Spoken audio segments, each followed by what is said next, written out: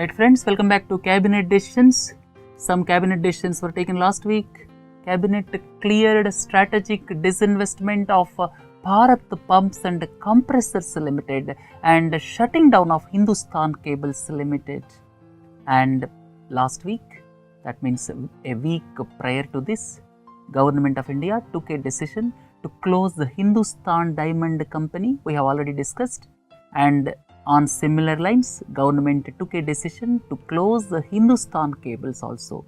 So after Hindustan Diamond Company, Hindustan Cables will be closed, and at the same time, government took a decision for strategic disinvestment of Bharat Pumps and Compressors Limited.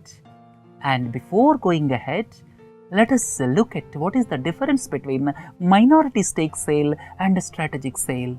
Public sector enterprises, all of you are well aware, when the government's ownership is 51% or more, they are called public sector enterprises. And examples are Coal India Limited, BHEL, NTPC, NHPC. These are all examples of public sector enterprises, and some of the public sector enterprises are not performing well. And at the same time, even for the performing public sector enterprises also, like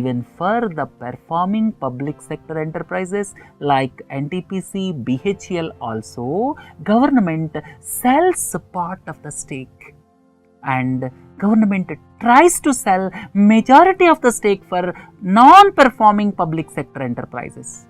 So these two have got specific names. Broadly speaking, selling government's stake in public sector enterprises is called disinvestment or divestment, and there are two ways of looking at it. One is a minority stake sale.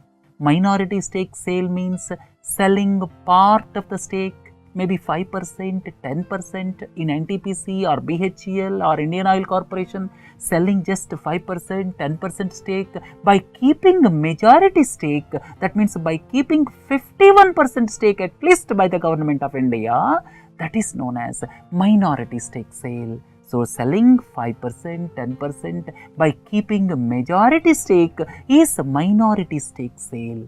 And on the other hand, strategic sale means selling majority stake or totally selling it out to private parties, that is known as strategic sale.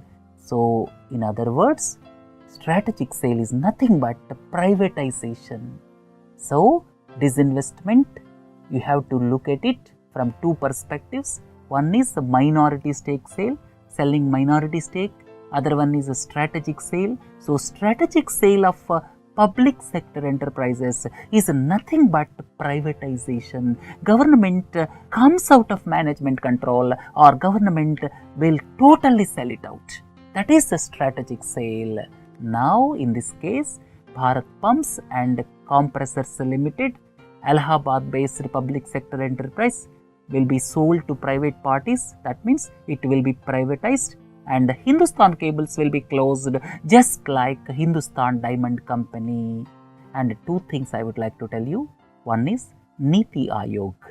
Niti Aayog is vested with the powers to recommend public sector enterprises for strategic sale.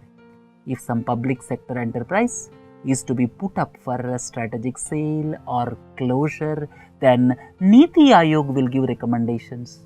And another important point is Department of Investment and Public Asset Management, that is a DIPAM, that is under the Ministry of Finance, and it looks at investment or disinvestment of public sector enterprises. So these two things please don't forget, and at the same time please differentiate between minority stake sale and strategic sale. And the issue here is the closure of Hindustan Cables and strategic sale of Bharat Pumps and Compressors Limited. Here I listed out about these two public sector enterprises. This Bharat Pumps and Compressors Limited, Allahabad based, and it is under the Ministry of Heavy Industries and Public Enterprises, and it is into losses. It was set up in 1970, basically intended to act as import substitution unit for manufacturing of sophisticated pumps and compressors. And on the other hand, Hindustan Cables Limited is headquartered in Kolkata. It is also SICK unit, referred to BFIR long back in 2002, and here employees will be offered VRS package. It has got 4 manufacturing units. Right friends, let us move on to the second one. Union Cabinet approved for Oil India Limited, Indian Oil Corporation Limited and Bharat Petro Resources Limited. You may ask, what is Bharat Petro Resources Limited?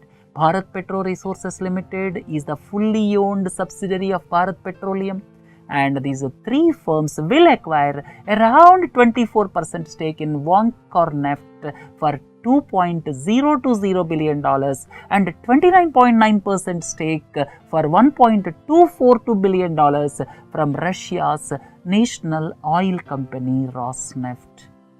And these acquisitions are in line with India's objectives of adding high quality international assets. International oil fields, India is taking a stake, and it is a part of India's policy to add high quality international assets. And please look into this slide. Rosneft. Rosneft is the public sector oil company of Russia, and Oil India Limited, Indian Oil, then Bharat Petro Resources will purchase certain stake from Rosneft. That is all about the approval given by Union Cabinet. Approves Project Saksham. What is this Project Saksham? Project Saksham is basically integration of IT systems of the Central Board of Excise and Customs under Department of Revenue, Ministry of Finance. There are 2 boards. One is Central Board of Direct Taxes, that is basically for collecting direct taxes like personal income tax, corporation tax, and the other one is Central Board of Excise and Customs, basically to collect indirect taxes like service tax, excise duty, customs duty. And now all of you are well aware, now GST regime is coming. In view of the switch over to GST, that is Goods and Services Tax, this Central Board of Excise and Customs will be integrated with the IT systems of GST network. All of you are well aware, GST network is established with the 49% government share.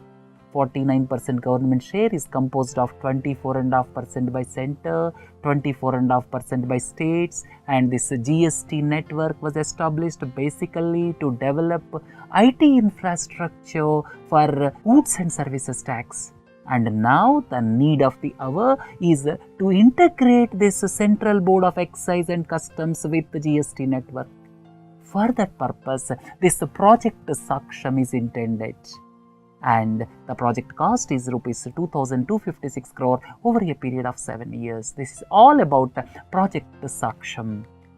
Next one, approved for cooperation between India and Singapore on industrial property rights. Here, it will enhance cooperation between India and Singapore in the fields of industrial property rights of patents, trademarks and industrial designs. Patents means if you invented something, you should have right over it for specific period. That is patent. Second one is trademarks. Here I have given logos. These are the trademarks of their respective companies. So, to ensure or to enhance cooperation in the fields of patents, trademarks and industrial designs, Union Cabinet approved for cooperation between India and Singapore. Look at the last one. Union Cabinet also approved the signing of an undertaking between India and South Korea on mutual recognition of certificates for seafarers. You may ask, what is meant by seafarers? Seafarers means the persons who travel on sea. And here it will pave the way for recognition of maritime education and training, certificates of competency, endorsements, then documentary evidence and medical fitness certificates. So it will ensure cooperation and recognition of certificates issued by one country by another country, that is between India and South Korea. Right friends, this ends the second capsule. Please do join for other capsules. Have a nice day. Thank you.